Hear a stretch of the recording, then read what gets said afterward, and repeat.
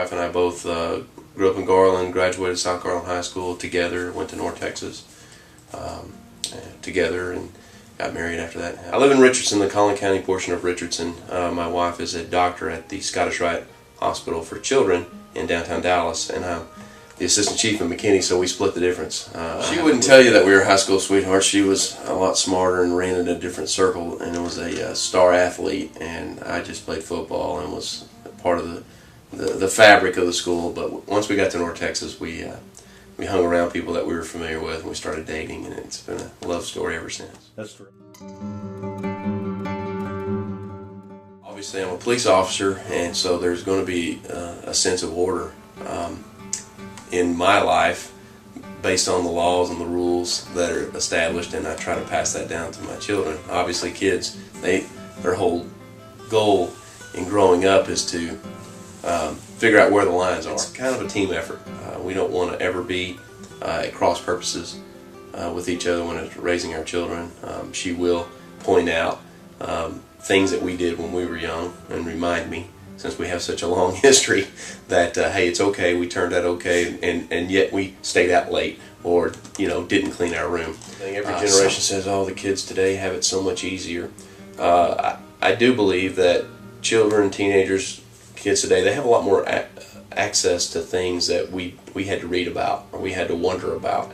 I think today's children are more exposed, if you will. They're not a lot of playing backyard baseball and wondering what's going on outside your neighborhood.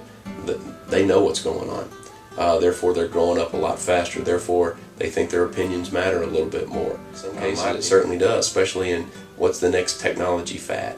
I mean, if they can envision it, then somebody will make it and probably make a lot of money off of it. So that's where they've got a leg up on older generations and a more mature workforce, in that there is no bounds to what the imagination can come up with to make their job faster, stronger, or easier.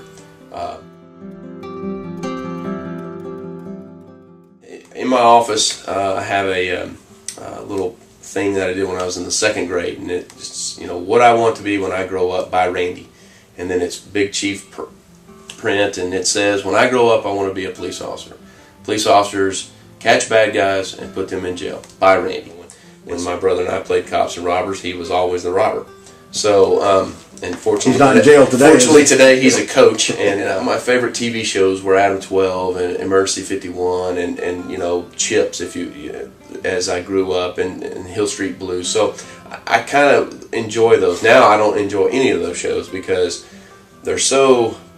It's like taking work home. Well, and it's just not accurate. They've got millions of dollars in props, where we have hundreds of thousands of dollars in actual equipment that does solve crime. We don't wear high heels and white clothes in the lab, and you see that on TV, and it infuriates me that in 42 minutes, with commercials or without commercials, they can solve these crimes that take real life police officers days and weeks, months, and sometimes years. To further that, though, our jury pools watch those same shows, and they have an expectation that everything's videoed, that there are lenses that can actually bend around the corner and see a license plate, because they saw it on TV. So why doesn't that officer testify in this trial where I'm a juror?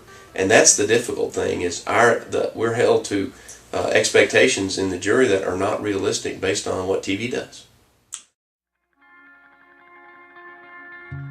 Our whole system is set up to protect the suspect. So we train and we educate and we practice how to treat suspects in all types of crime, because that's the system. We don't do a lot of that for the victim.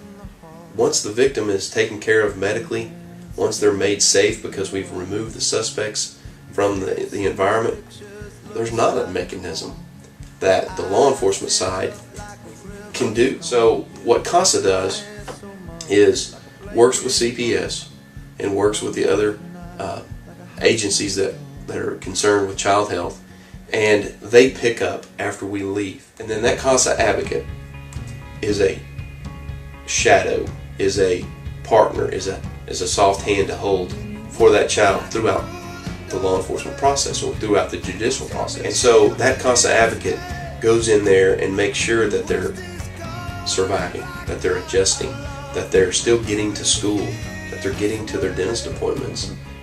Maybe CASA of Collin County, we train those advocates. We go out and select and recruit those advocates, and we have over 200 strong. Tell me you see it too. When I was asked to get on the board, I learned those intricate details. During my second term, I serve as the vice president, and then I'm elected to 2-year term as president. And then at the end of my 2-year term, which is the maximum you serve, I was elected as treasurer. So from that, my name was put forward by CASA of Collin County for a state award, and they are very good wordsmiths. I will tell you that they take my light bulb changing ability and the things that I talk about and turned it into a very nice synopsis of my career on the board, and I was awarded the State of Texas Board Member of the Year in 2012, and in April I was awarded the Board Member of the Year for the United States of America for That's all awesome. CASA. Your body hard and wanted, let me just come. I change light bulbs in the building when they go out. I come and build furniture when they need furniture built. If there's somebody that they're wanting to bring to the board, or a sponsor or a benefactor, and they think that I can help with that introduction, or if I can help with telling the story, I'll meet them and talk to them about my role as assistant chief and how CASA helps further the law enforcement in our community and our county. If you think you have a story to tell, send me an email. But I have to tell you up front, it better be good.